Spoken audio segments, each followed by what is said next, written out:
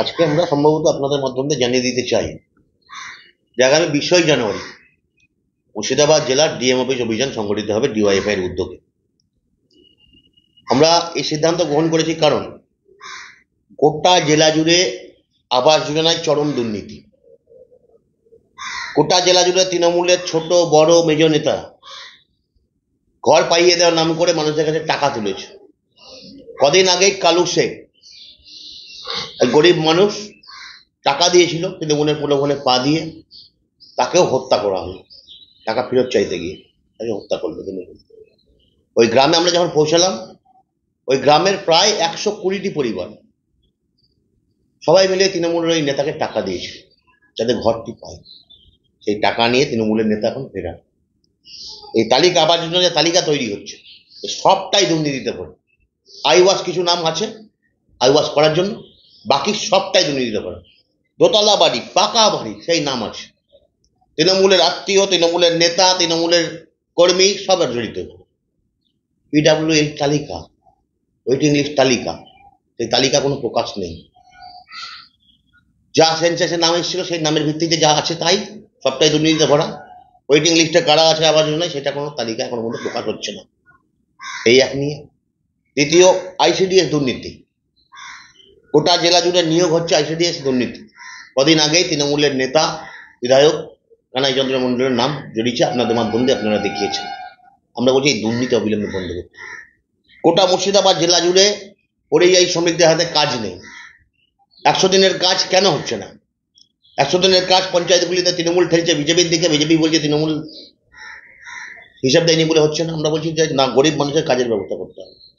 হাজার হাজার ছেলে মেয়ে, লাখো লাখো ছেলে মেয়ে, মুর্শিদাবাদ জেলা ছেলে মেয়ে বাইরে চলে যাচ্ছে পরিযায়ী। আমরা বলছি আমাদের দাবি ছিল পরিযায়ী শ্রমিকদের ঘরে ফেরাতে হবে, পরিযায়ী শ্রমিকদের কাজের ব্যবস্থা করতে হবে। তাই জন্য মুর্শিদাবাদ জেলার পঞ্চায়েতগুলিতে 100 দিনের কাজের ব্যবস্থা শুরু করা দরকার।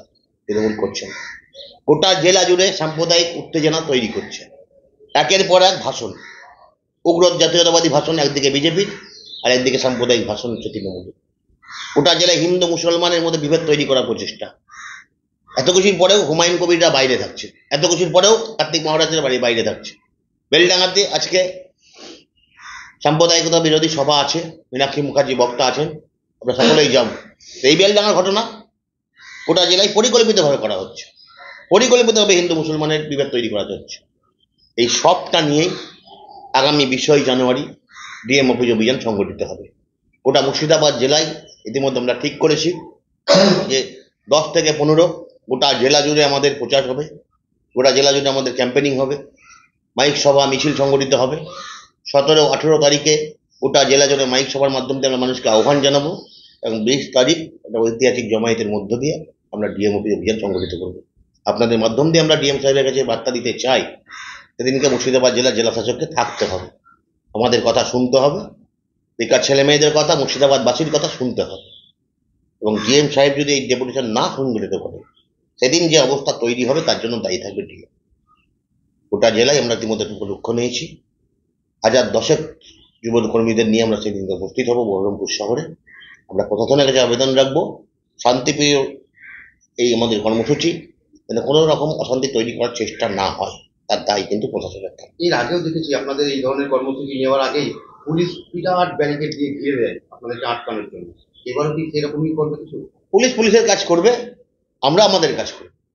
আমরা নাম দিয়েছি অভিযান, আমরা আমাদের সেই অভিযান ভিত্তিক যে কর্মসূচি থাকে, আমাদের যা মেজাজ থাকবে সেই মেজাজের ভিত্তিতে আমরা ডিএম সাহেবের সঙ্গে কি পারমিশন নিয়েছে এই বিষয়ে? আমরা কত কপি পাঠিয়েছি, এখনো পর্যন্ত রিপ্লাই আসেনি। কিন্তু আমাদেরকে আমরা এইটুকু বলতে চাইছি যে ডিএম যেন থাকে, এই জেলা শাসকে সেদিনকে উপস্থিত থাকতে হবে, আমাদের কথা শুনতে হবে।